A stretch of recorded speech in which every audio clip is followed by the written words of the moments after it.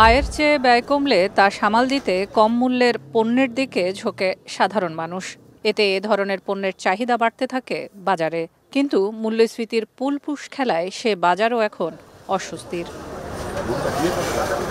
বাংলাদেশ পরিসংখ্যান ব্যুরো বলছে মূল্যস্ফীতি 10%, তবে মোটা চালের দর বেড়েছে 30%, মিনিকেট 17% আর পাইজাম 15%।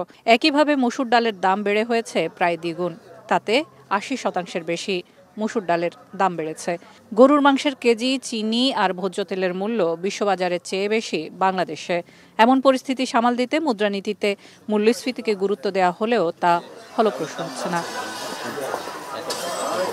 2023-24 অর্থবছরের অর্থনৈতিক পরিস্থিতি তুলে ধরে সিপিডি জানায়, অর্থনৈতিক পরিকল্পনা, নীতি ও কঠোরতা সরকারি বেসরকারি সবার জন্যই সমান হতে হবে।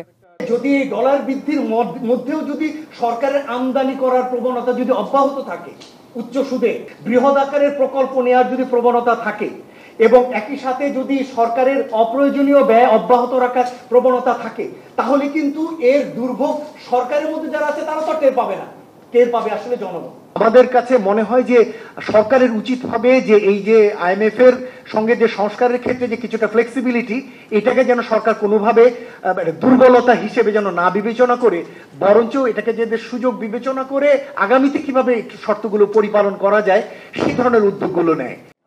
সরকারি ব্যয় কমানোর পরিকল্পনা ইতিবাচক উল্লেখ করে সিপিডি প্রতিবেদনে বলা হয়, বিদেশি ঋণের সুদ ও অবকাঠামোগত ঋণ পরিশোধে ও ডিভিডেন্ড পরিশোধে চাপ সামাল দিতে অন্তত 60% রাজস্ব আদায় করতে হবে, যা সক্ষমতার তুলনায় অনেকটাই অবাস্তব।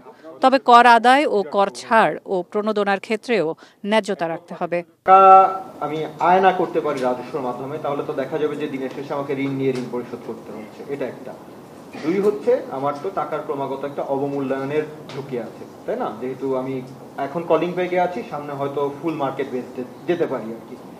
তো তাহলে তো দেখা যাচ্ছে যে আমাকে টাকায় একটা বড় অঙ্ক আয় করে তারপরে ওটাকে ফরেন কারেন্সি বানিয়ে তারপরে ঋণ শোধ করতে হবে। তো সেক্ষেত্রে তো পরে আসলে একটা এক্সটার্নাল ডেটের একটা বড় রকমের চাপ আসার সম্ভাবনা আছে। তো সামনের দিকে আমার কাছে যেটা মনে হয় যে ওভারঅল যে ঋণের সুদ জনিত ব্যয়ের যে চাপটা, সেটা আসলে বেশ বড় রকমের বেড়ে যাওয়ার আশঙ্কা আছে। এবং একই সাথে আরেকটা জিনিস যেটা মনে রাখতে হবে, অনেকগুলো বড় বড় ইনফ্রাস্ট্রাকচার প্রজেক্টের কিন্তু আমার সামনের দিকে ওই রিপেমেন্ট পিরিয়ডটা শুরু হবে। সামাজিক নিরাপত্তা বেষ্টনী ও দরিদ্র জনগোষ্ঠীকে সহায়তা চলমান রাখতে হবে আসছে বছরেও। বাজার মূল্যের সাথে সামঞ্জস্য রেখে বাড়াতে হবে সহায়তার পরিধি।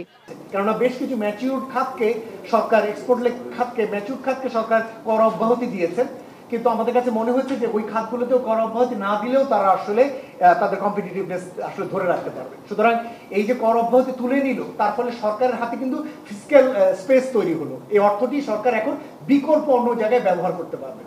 অর্থাৎ এই যে সুবিধাগুলো এতদিন পর্যন্ত ট্যাক্স হলিডে দেওয়া হয়েছে অথবা ক্যাশ ইনসেন্টিভ আকারে দেওয়া হয়েছে, এই টাকাটি এখন সরকারের হাতে আসবে। আসলে এই টাকাটি সে সামাজিক খাতে ব্যবহার করতে পারবে, সোশ্যাল সেফটি নেটে ব্যবহার করার জন্য তার হাতে বাড়তি টাকা আসবে। সিপিডির মতে, বিদেশি বিনিয়োগ যতটা বৃদ্ধির লক্ষ্য ছিল তা পূরণে সংশ্লিষ্ট দপ্তরদের আরও বেশি সক্রিয় হতে হবে। স্বাস্থ্য ও শিক্ষার বাজেট ব্যবহারের সক্ষমতা বাড়ানো প্রয়োজন মন্ত্রণালয়ের। পাশাপাশি এই মুহূর্তে নতুন অর্থনীতির পরিসংখ্যান, বাজার গবেষণা ও প্রক্ষেপণ মূল্যায়ন আমলে নিয়ে দীর্ঘমেয়াদী পরিকল্পনার পরামর্শ গবেষণা সংস্থাটির। সরকার মনে করেন আমি চাহিদা। সেলিয়া সুলতানা, এখন, ঢাকা। ওয়ালটন ফ্রিজ কিনে অনেকের মতো আপনিও হয়ে যেতে পারেন মিলেনিয়াল। সেরা পণ্যের সেরা অফার।